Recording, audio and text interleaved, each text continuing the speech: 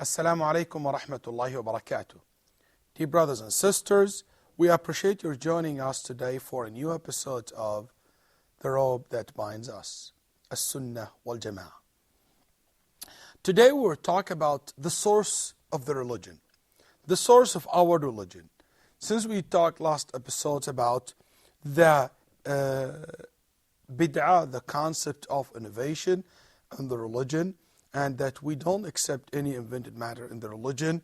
And we talked in details about the different categories of innovations in religion, bid'ah. Today we would like to know what's the source of religion. What's the source of our religion? Where we take our religion from? What's the authentic source that we can derive from it the belief or the rules of our religion? And I just want to make sure that we are all aware that we don't differentiate between the fiqh or the rules and the belief in these matters, because the religion as a whole, there is source and there is a reliable source that we can take our religion from. As you see here, the source of religion in Islam: 1, Al-Quran; 2, the Sunnah; 3, Al-Ijma', which is the consensus of the Muslim scholars, Let's talk about the first one, which is the Quran. And before I go into this, let's go back a little bit. You see that I said Al-Quran and Al-Sunnah and Al-Ijma'. You might say, what about the fourth one, which is commonly used by the usuliyin, the scholars of usul fiqh, the qiyas, the analogy. I didn't put the analogy here for a reason.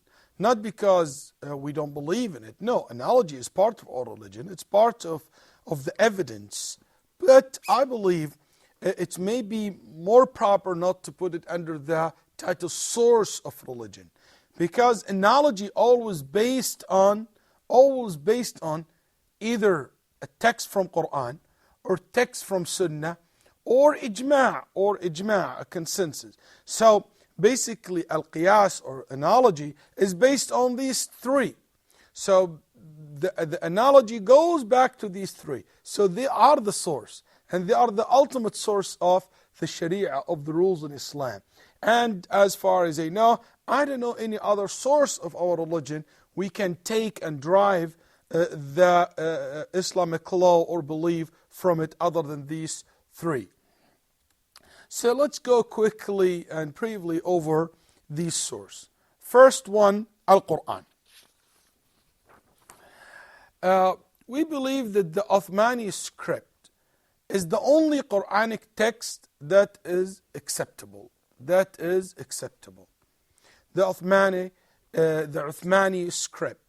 That Mus'haf, which is written by Uthman radiallahu anh, or by the order of Uthman radiallahu anh in his time.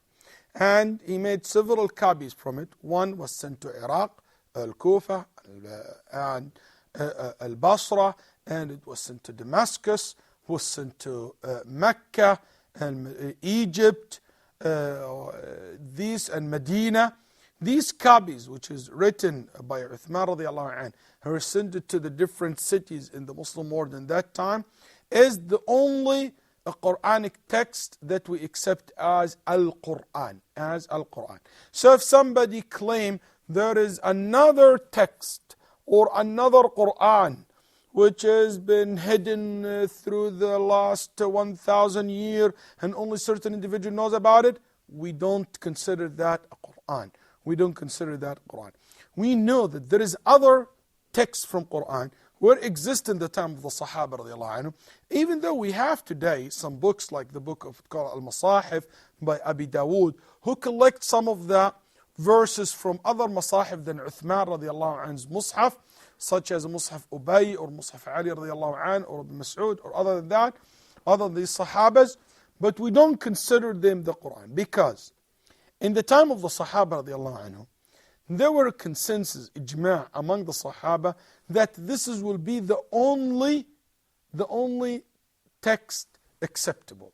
And any other Mus'haf other than Uthman radiallahu anh approved in his time will not be exist. Actually, they burned them all. They burned them all. Some of them even refused to give it to Uthman in the beginning, like Ibn Mas'ud, but later on he accepted. You might ask, what was the difference between the book or the Mus'haf of Uthman and the other Masahifs? First of all, the Mus'haf of Uthman, it was done by, it's a collective effort led by Zayd ibn Thabit radiallahu anhu ardah, who was in charge of collecting this Mus'haf, as he was in charge in the time of Abu Bakr radiallahu anhu. So he had the most experience. And also, he heard the whole entire Quran from the Prophet sallallahu alaihi wasallam right before the Prophet sallallahu alaihi wasallam's death. So he's aware of the last version of the Quran. So he knows all the text which was abrogated from the Quran. So that what make this Mus'haf very unique. Because other Masahifs, other Mus'hafs, other books, they might have some of the verses which has already been abrogated. They might have also some of the verses was not according to the dialect of Quraysh. So that's why they did not accept it, and they did not keep it, because it might lead to confusion. Also, other Masahif were not complete as it used to be, as Uthman radiallahu anhu's Mus'haf. Also add to this, that Uthman's Mus'haf were put in the order that you see today in your hand. They put it in the same order that you have it today.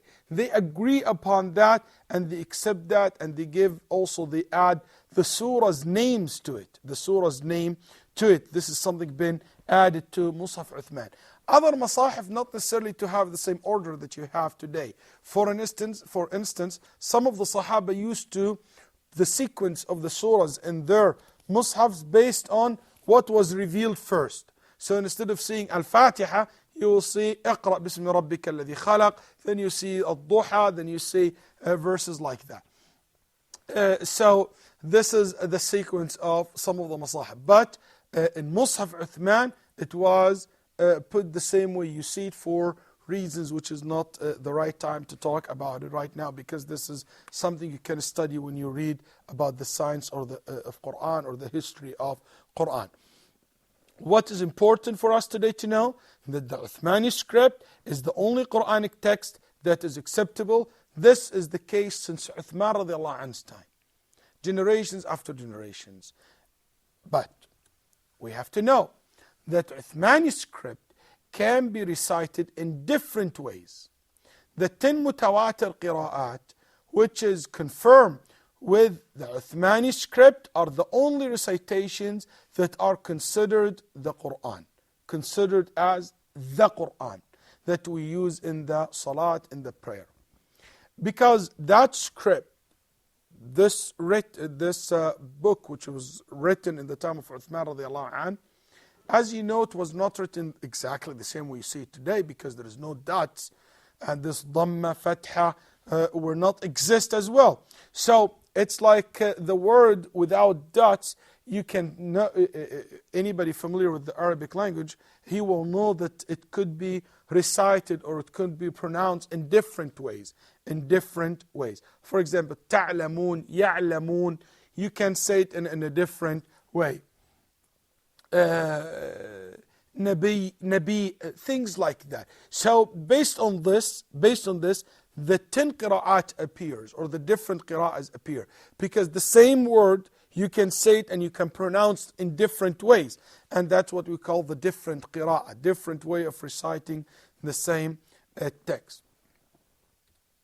Also, any qira'ah, any recitation, or any way of pronouncing the word, which is not mutawatira, not narrated by a large number of narrators, if it has an authentic narration, will be at the level of the sunnah. What do we mean by that? It will be accepted, and it will be a source of religion, but it will be the source like the sunnah is a source, but it will not be part of the Quran. So if we have a verse of Quran that we have an authentic narration. It is a verse from Quran, but it was not exist in the Mus'haf of Uthman radiallahu anhu arda, because as we know, there is something called different ahraf, different way of expressing the same meaning. Allah subhanahu wa ta'ala in the beginning, when He revealed the Quran, He revealed it in 7 different ahraf, 7 different ways, 7 different ways. One meaning can be expressed in 7 different ways to make it easy on people to pronounce, to understand, to remember, and also to raise the bar of challenging, to raise the challenge with the kuffar in that time, in the Prophet ﷺ time. If they couldn't come with one or 10 verses similar to the Quran, Allah revealed 7 different ways for the same meaning, but not necessarily every single meaning of Quran, but some of the meaning were expressed in different 7 ahraf. And with that also the kuffar, or the humanity as whole, since the Prophet ﷺ until today cannot come with anything similar to this Quran. But anyway, in the time of Uthman, this became very hard for the people who are not familiar with the Arabic language to observe, to understand. So that's why they decide to keep only one text, which is the one you have today, in order for them to save the Quran. Having more than one text, it leads to confusion. So they decide to keep one and to cancel the rest of it, because that one has everything in the others, And anyway, this is part of the knowledge that humanity loses by time, but that knowledge, there is nothing in it we need it today in order for us to enter Jannah or to survive. Anyway, so if there is a verse which had an authentic narration, we treat it like the Sunnah, so we can drive rules and belief from it, but it will not be considered as the Quran that we have today, that we recite in the Salat. And this is the vast majority of the Muslim scholars anyway saying that. This is related to the Quran as a source of religion. Unfortunately, as usual, we always run out of time, so we must close today's episode here. So inshallah, I'll see you in the next episode. Assalamu alaikum wa rahmatullah.